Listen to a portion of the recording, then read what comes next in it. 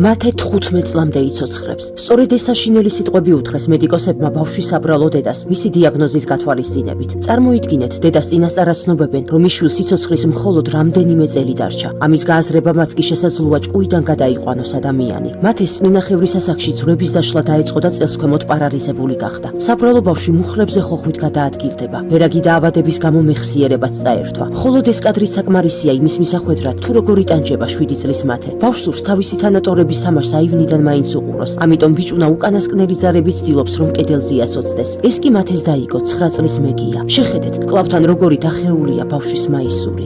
ჩემს მას საჯურად ღილებული წამლები უნდა, რომ მერიდება, რომ ჩემთვის დედიკოს რაღაცა ვთხოვო. სკოლაში მოცვია სულ შარვალი, კაბა არ მოგს. ბავშვები რო თამაშობენ, მეც გული მტკივა, რომ ჩემი ძმა ვერ თამაშობს. ეტლის რომ არ გვაქვს სულ სახლში, არის ცოტა ხში გამოკეტილი.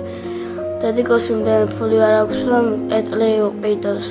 ეტლიც რომ გქონოდეს, მაინც ჩავიყვანდი ძელს მზეზე, გამოვიყვანდი ბავშვებს და ელაპარაკებოდა.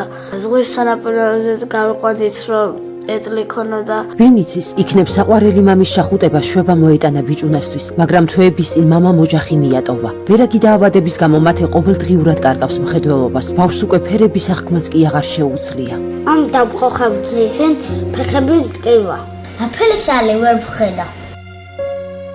ის ძვირადღირებული მედიკამენტები, რაც ბავშვს სასიცოცხლოს სჭირდება, თურქეთში იყიდება, მაგრამ როგორ იყიდოს მარტო ხელა დედამ. ბიჭუნა თვალებით ითხოვს შველას. მათეს ყველაზე დიდი ოცნება ეტლია. ღვთისმიერო ადამიანებო, არ გავუცრუოთ ბავშვს იმედი. მის საბრალო დედას კი დავეხმაროთ მედიკამენტების ყიდვასა და ასევე ხელვა ჩაურიდან ბავშვის თბილისში, კლინიკაში გადმოყვანაზე. სამწუხარო კი ისაა, რომ დრო ძალიან ცოტა დარჩა. უნდა მოვასწროთ ვერაგი სიკვდილის დამარცხება. გადარიცხეთ ნებისმიერი თანხა ჩერნოვეცკის ფონდის ოფიციალური საიტის მეშვეობით.